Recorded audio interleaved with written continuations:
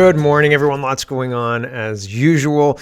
Today is Saturday, May 24th, 2025, and apparently we're building terminators. I've got that at the end of the show today. There are two guys stretching a mask on, and I thought the mask looked like Arnold Schwarzenegger. I hope I've fixed my sound issues. It's still redlining for me, but I've reduced, I'll reduce it all the way. Let's see. No, that's too quiet. I'm going to have to play with it. So it's one of those things where I don't have any filters on, but it sounds, sometimes I'll come back to the computer and the sound will be very, very quiet, and that's not okay for a show. And then other times I'll come back and I'll redline absolutely everything. And by redline, I mean like the whole thing turns red. It's not all turning red. It's right where I like it now. But this is where the other setting usually was, and anything less didn't sound loud enough. So I digress. I apologize about yesterday. I hate when I mess things up like that. So apologies, but it's fixed today, and there's lots of news. RFK Jr. weighs in on our ostrich situation, the ostrich situation out in BC. Dave Eby also weighs in, but he says, I hope they're compensated, and made whole again after we kill those ostriches. So he says it's terrible, but, this is stuff that has to happen. I'll let him say it. The USA is phasing out pennies, catching up to Canada's. Harper did that, right? 2008 or something. Convicted felon coming to the G7. Zelensky? No, Trump. And CTV can't believe it. And they're trying to make this case that Trump can't possibly come to Canada because he's going to, I don't know why, because he's a convicted felon. It's ridiculous. Carney is releasing meaningless videos about nothing. And there's beeps and boops and drumming in the background that is very distracting, and it's way too loud. I have no idea why he's releasing videos like this. I guess it's to distract us. Is Mark Carney more dangerous than Justin Trudeau? That question is answered by Sam Cooper and others. And so there's lots to get to. Let's get to it. Concerned Canadian says, well stated, Sam Cooper. Sam Cooper says, the difference between Justin Trudeau and Mark Carney: Trudeau pushed the globalist agenda because he was told to. Carney pushes the agenda because he helped write it.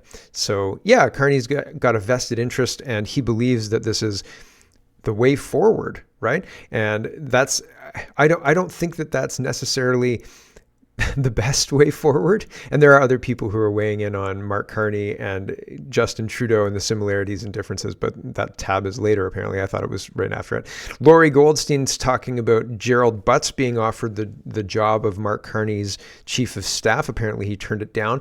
Marc-Andre Blanchard as well was approached to take the job, but declined, according to sources. And that's hilarious. I've tagged Mark Carney. I said, I'll do it, Mark Carney. I'd be great at that job, but I don't ideologically agree at all with Mark Carney, so he probably wouldn't agree with all of the way I do the job, which would be to undermine Mark Carney and become a de facto prime minister in the shadows. Oh well, anyway, maybe next time. Andy Lee says Mark Carney is using traditional Communist Party style propaganda to install fear into his electorate. Sam Cooper was talking about this too, fear-based electorate and fear-based election, all that stuff. Here is China News Service, and this is what they're playing on about Carney. Based in Beijing with over 500 million viewers across its platforms, runs this clip of Mark Carney. And what does this say to you? So this is Mark Carney talking about Donald Trump. Here we go. America wants our land, our resources, our water, our country. Never. President Trump is trying to break us so that America can own us. That will never, ever happen. Our old relationship with the United States, a relationship based on steadily increasing integration, is over. America. I mean, it was played on Canadian media as well, right? But all of that was fake. As soon as the election was over, we're getting in on the Golden Dome. We're tightening our relationship even more, right? All of the stuff that Carney said was false. Here's Carney's bleeps and boops video with the drumming. It's too loud. It's only 12 seconds. Mark Carney says, at work in Ottawa, delivering the change Canadians want and deserve. Before I show you this, Ryan Garretson is responding to the video. He says, when you aren't actually accomplishing anything, you need to release a meeting and interview montage as to convince us otherwise, right? So Mark Carney frames it one way, but I think this is the correct framing. Here's 12 seconds of beeps and boops. It's not even, is it fast? It's not even fast. It seems too fast.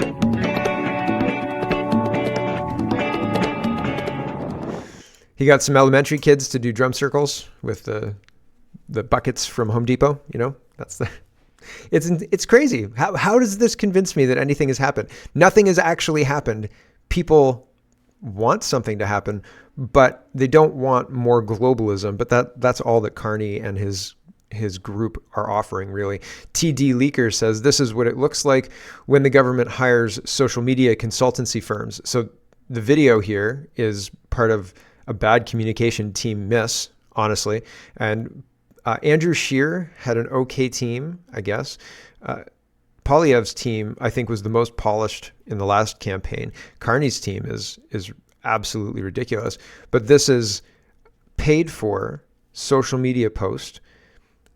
Do you believe this story? Right? So TD Leaker says this is proof that we're using social media consultancy firms. Fun Tom says, funny thing, last night I was standing in line at the grocery store and there were 3 young people who appeared in their late teens behind me having a conversation about how excited they are about Prime Minister Carney. Oh, things that didn't happen. One talked about how he looked so cool on his recent Europe visit. They were talking about his business acumen and that the future looks really bright under his leadership. From what I could gather, at least one of them was planning to enter the tech sector. I smiled as I reflected afterwards that it's so nice to see Canadians optimistic about the rebuild and reimagining of our economy over the next few years, and that despite our huge current challenges coming from our southern neighbors, Canada is thankfully under good, steady leadership. We are undeterred and will meet and overcome these challenges as we always have. What utter nonsense. And it sounds fake. If you write like that, I would hate to have a beer with you. Like, if that's what your post on social media looks like, oh my gosh, you would be terribly boring in person, I think. So that's not real and it's not organic. Teens don't talk like that. People don't talk like that. This didn't happen. So it's weird because it's so obvious as well, right? It's poorly written, and it seems like a poor effort. They weren't even really trying to convince us. They got paid and they just put something out, and they're like, you see, we put these posts out, and they got lots of engagement. It's crap. Rupa, see, this kind of stuff raises red flags for me. Rupa says this okay, so there's a news article from the National Post, and the article says inside Mark Carney's PMO, where ministers get called out, punctuality matters and patience is in short supply, right? He's not taking no guff. He's coming in, he's cleaning things up, they're saying, which I think is absolute nonsense. He's a globalist who wrote the climate change globalist net zero agenda. He wants to implement it. He's here because Trudeau's failed. Okay, that's why, that's it. And the media works for him because he signs their checks. Rupa, bending the knee, says, this confirms everything I've been told about Mark Carney from his longtime friends and former colleagues. He runs a tight ship, doesn't suffer fools, and expects everyone to be on top of their game. What a huge departure from the Trudeau era. Yeah, he won the election in April, and it's the end of May, and we haven't had a reconvening of Parliament, but he's spent $30 billion, $33 billion, no transparency. All sorts of very, very sketchy things have happened so far. The election was rigged, and Rupa says, oh yeah, he runs a tight ship, guys. Do you believe this? No, I don't. I don't believe it. It's ridiculous and obvious. Table Salt says, I disliked Trudeau. Okay, Table Salt's the other one who was saying that Carney's more dangerous than Trudeau. I disliked Trudeau because he was a vapid airhead, potato head, with zero business sense and had a propensity to believe in woke nonsense. He was dangerous because he was an idiot. Having said that, Carney's worse. He's dangerous because he's clinical, ruthless, cutthroat, and cunning. And again, hearing him speak, I don't hear the intelligence bleeding through. Sometimes smart people tend to restrain themselves, I think, to be understood, right? Like when you're listening to a podcast or something to that effect, and 2 people are having a conversation that you're barely keeping up with, that's them kind of restraining themselves to make sure they're relevant, right? And when it's fast and they're going back and forth, that sounds like intelligence to me. When people are like, oh, I get what you mean, blah, blah, blah, blah, blah, blah, blah, counterpoint. And everybody knows exactly what they've said and exactly where the argument is and what it's cascading down to, right? Like everybody's aware of it and they're acting it out and they're doing it in real time. That's intelligence. What Carney does is he mumbles and he stumbles over his words and he has no point half the time. And it sounds like propaganda and it sounds like nonsense. He doesn't sound smart. He sounds managed, right? And so Gov.exe says the government says we're in an economic crisis, the greatest since World War II, but we're unable to table a budget and will take 3 months off for summer break. So they're either incompetent or full of shit. Both? I'll take both for however much, Alex. National Post says, where's the crisis, Carney? Right? This is an opinion piece, but people are calling him out. I guess, kind of, right? I don't know, the opinion section in the National Post. Some things, anti-WEF says, this is our grab bag of governance, but there's kind of a long grab bag of governance today. But anti-WEF says, and I believe our government is engaging in a lot of these things currently. I think that they're doing this and making this stuff happen in order to engage in money laundering. But how many on this list is our government not just engaging in, but using our tax dollars to sell to us? Anti-WEF says mass immigration is a money laundering operation. Green energy is a money laundering operation. Foreign aid is a money laundering operation. Net zero is a money laundering operation. Ukraine is a money laundering operation. US aid is a money laundering operation. COVID is a money laundering operation. DEI is a money laundering operation. And we're the targets. We're the suckers, right? And for whatever reason, we don't believe it. We cannot believe it. It's crazy, but we don't believe it. And so we don't act on it. Here is CBC Watcher says, will they vote with the government on things? These guys are talking about the NDP and the Liberals getting stuff done and Canadians really wanting Parliament to come in and get stuff done. I don't want these people who may work for China, we don't know, who knows, right? The people who counted their way to an almost majority, I guess they're back down to 169 seats now. So they're 3 away from a majority, still well within the ability of the NDP to prop them up or cross the floor to give them a sitting majority. We'll see. But these guys are talking about how Pierre Poilievre will do the job of the opposition party, but won't stand in the way of the government of passing legislation that the Canadians obviously want. And this is all management. I think our elections are rigged. I think that election was rigged particularly. And I don't think that it's legitimate. I think our government is illegitimate and we should not accept it and we should demand change. And I don't know what that looks like practically, but I'm just saying, I don't think that we should let slide what's happened. And yet the news just wants to move on. And these guys are saying, Canadians really want Parliament to be functional and get things passed. No, I don't. They want to pass censorship laws. They want to curtail our ability to criticize them. They want to have a system where Mark Carney can sign papers in front of cameras and pretend that that's legislation. And that's not how this works in Canada. So it's really, really weird that the press is totally ignoring all of that and right on board with, oh yeah, the opposition's going to fall in line. It's weird. Here you go. Thing though, we're in the window now where there's been a lot of talk. Yeah. And I get it. I don't work on the Hill anymore, so I'm an outsider here.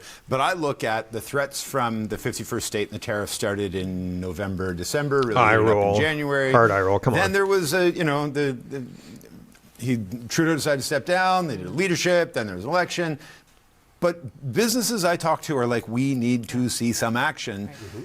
To get some action going, they're going to need help from the opposition parties. Fred, do you think I think there's a mood out in Canada for Parliament to come together and get things done. Is there a mood in Parliament to get things done? I think there is. I think there's not to be obstructionist. At least the official opposition. The Liberals only need one other political party to support them. There's three opposition parties that have the votes to do it. So I don't think the Conservatives will stand in their way.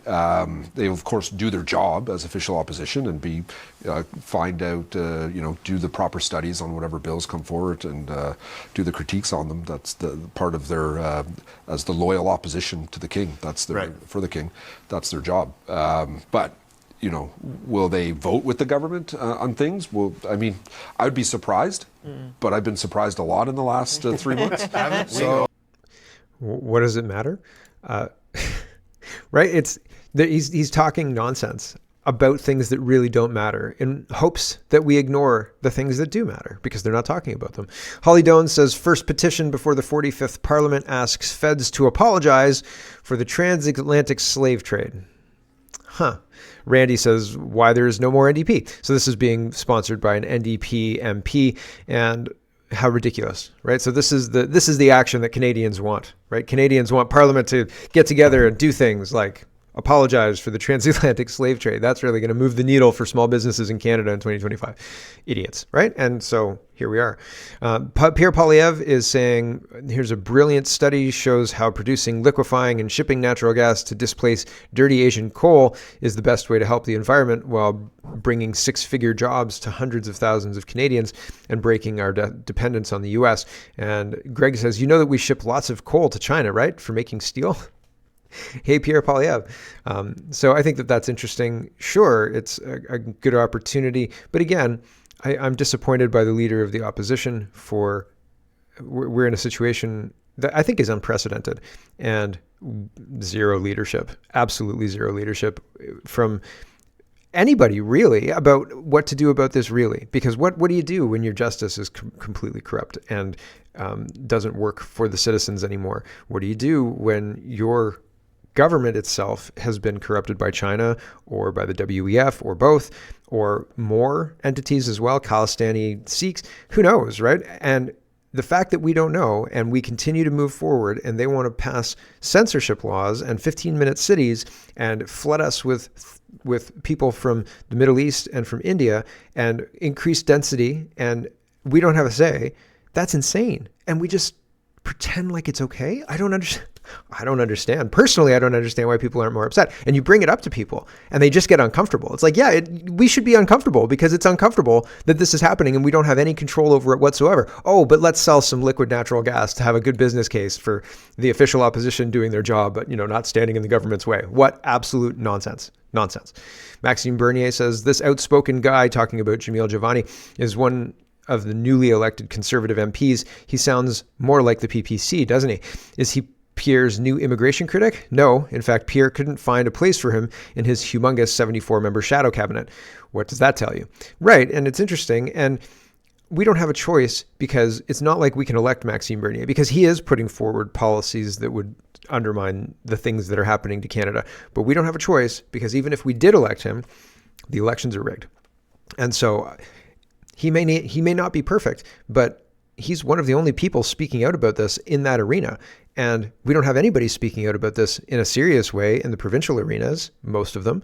And even Danielle Smith doesn't want Alberta separation, even after realizing that they're going to try and shut down all of Alberta's ability to make oil and gas money.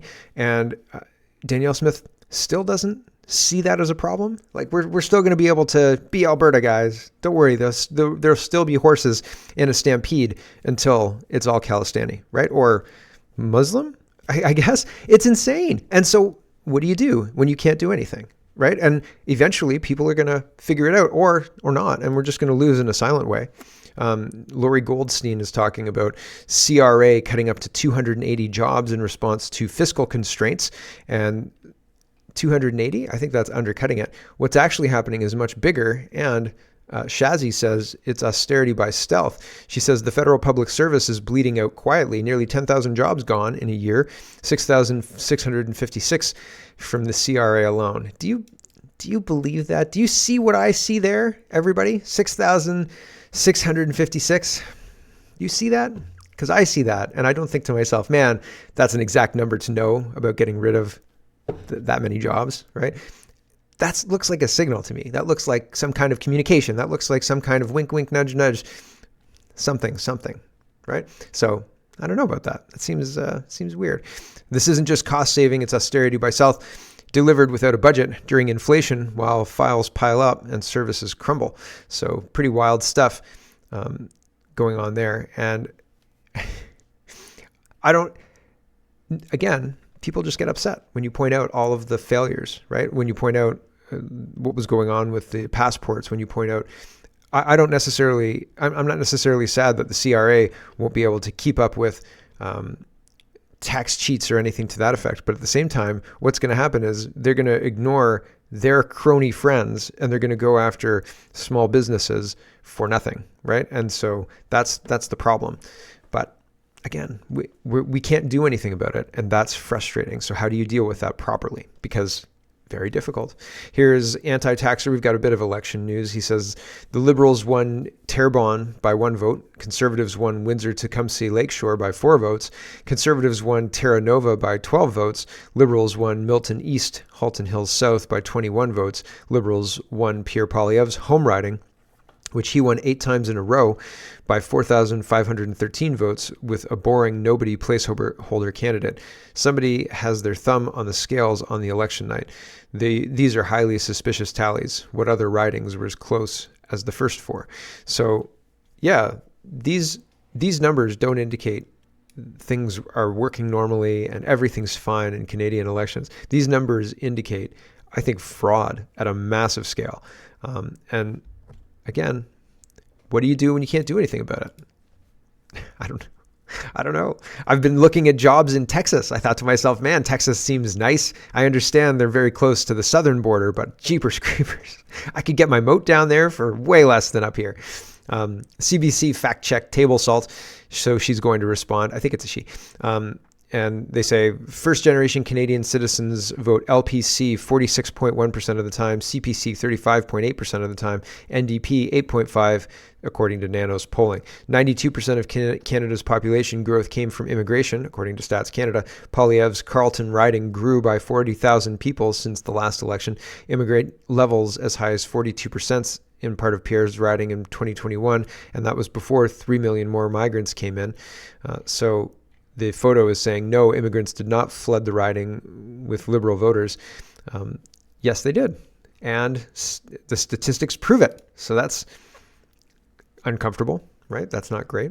Here's our Ostrich update. So Robert Kennedy Jr. is putting pressure on Canada to stop what they're doing, but there's a rogue drone operator or a rogue sniper taking out ostriches, which is insane.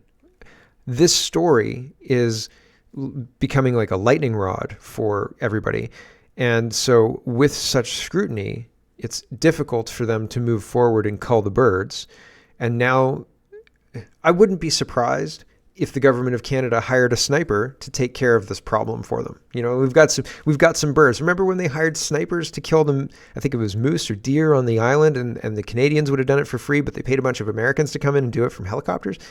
I wouldn't be surprised. Come in and kill our ostriches. Are they your ostriches? Enough, right? Like, here's the paperwork that says we have to kill them. So shoot them in the head. Go.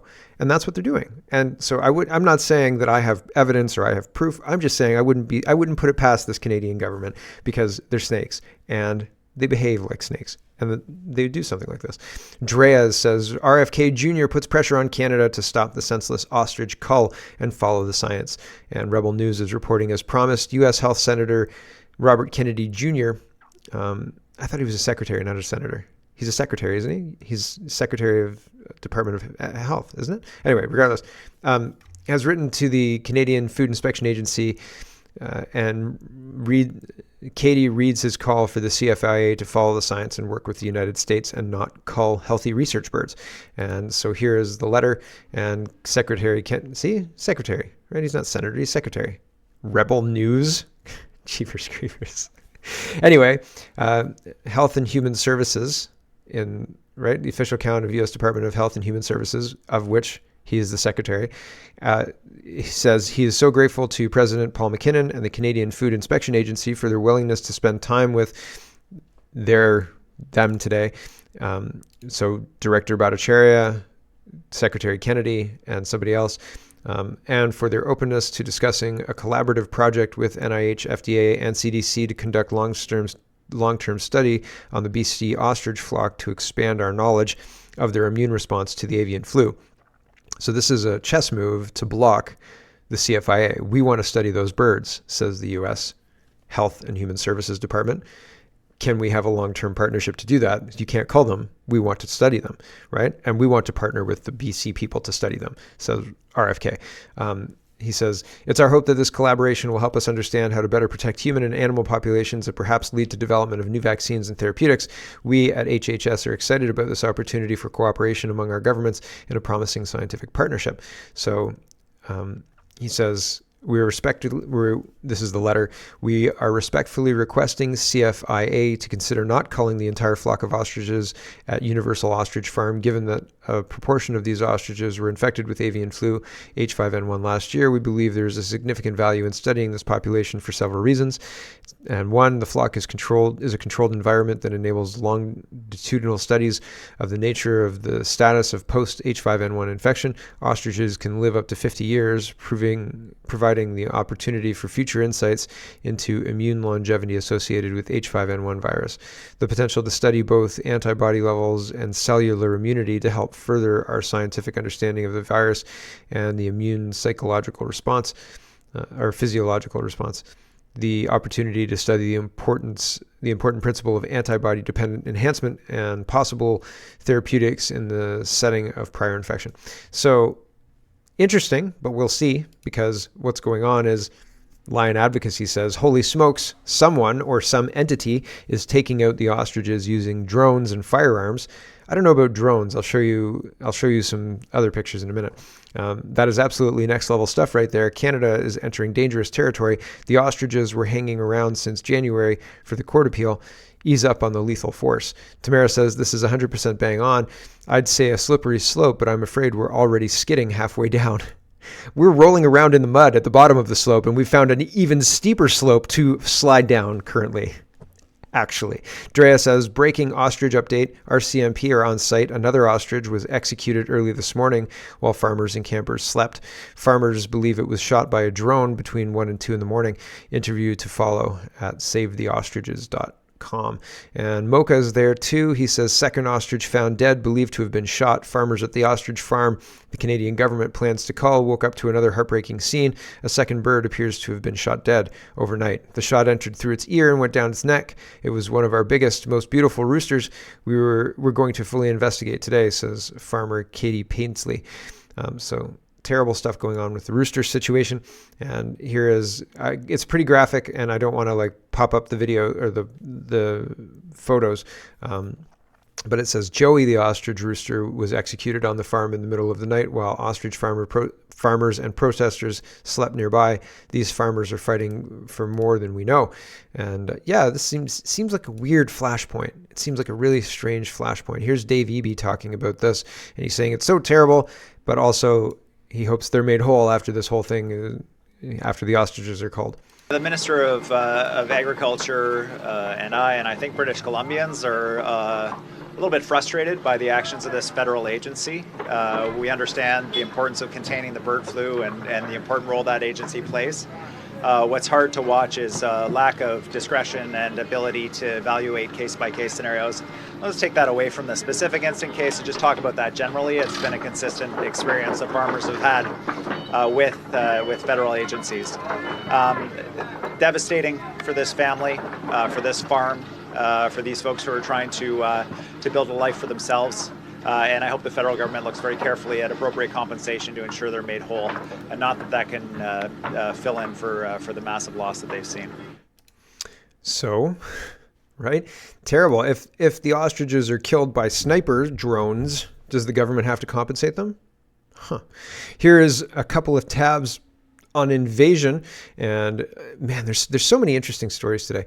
This woman is talking about West Edmonton Mall, and this person, Robert Lowe, is talking about the United Kingdom, and it's just eerie how similar things are. Here's this woman talking about West Edmonton Mall. So it doesn't take much to look around here at West Edmonton Mall and see how much you do not fit into the country that you were born in. I moved here 30 years ago. I'm going to tell you right now, 5 years ago, it didn't look this way. This is a mass takeover in Canada, and it will only bite us in the ass. Welcome to West Edmonton Mall. Welcome to Canada. The only thing that looks the same is the Zamboni. Other than that, I don't recognize this country at all. Yep, it's very, very disconcerting. Very disconcerting. So it doesn't. Here is Rupert, and he says, I'm rather fed up of walking into any English town center on an evening and having large groups of young foreign men loitering around, intimidating local people, especially women. It didn't used to be this way, and we shouldn't accept it as normal. It's not normal. It's not just happening in Canada. That's the point I'm trying to make. And people will say that I'm intolerant or I'm racist or something to that effect. But this is very different than bringing in immigrants in the 80s and the 90s. That was done to normalize it and get to where we are now. I understand that now, but it's orders of magnitude different than what was going on then. And people, for whatever reason, have not updated their mind map to understand what's going on. And they walk into a Walmart or a Staples or wherever and they ignore it. They turn it off. And again, as she said, it's going to bite us in the ass. The consequences of this have not been seen yet. The consequences are very negative and they have not been seen yet. Because the second you try and turn things off or turn it down, people will get upset. And then all bets are off, right? Here's Mark Nixon. We've got to do this one story, and then I'll turn off the stream. Mark Nixon's talking about Dave Eby being two-faced with regards to Team Canada approach and being able to have a pipeline that brings Alberta's product to Tidewater, so on and so forth. And so here he is talking about this in the positive, saying, "Oh yeah, we're all here. We're on Team Canada. We're going to make things good." And then I've got the reversal right after. So here's Dave Eby. Hey everybody, David Eby. I'm here in beautiful Yellowknife, Northwest Territories. I've never been here before. It's gorgeous, and everyone is being incredibly welcoming. Here for Western Premiers gathering.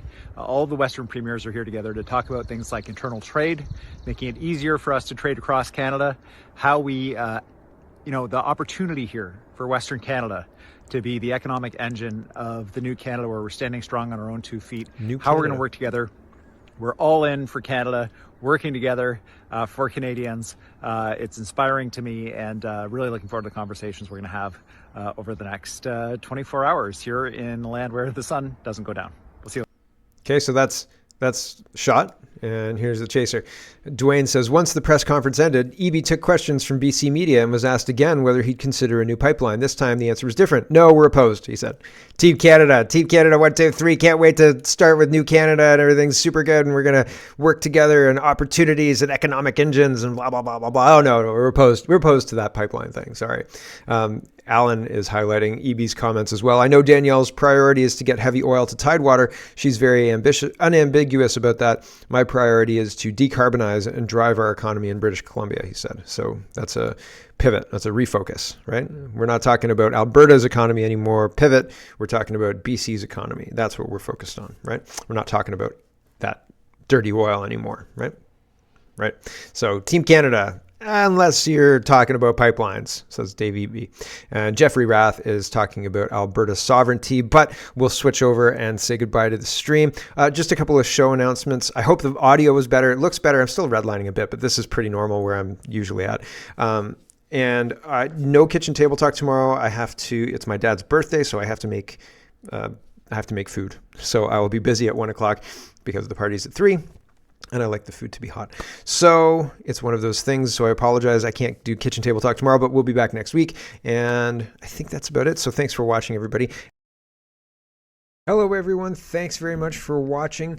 This is just a short version of a longer show. If you'd like to get the whole show, you can go over to CanadaPoly.com and sign up for a subscription.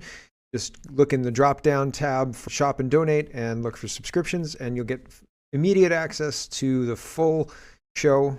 Love to see you. Thanks for watching, everybody. Have a wonderful, wonderful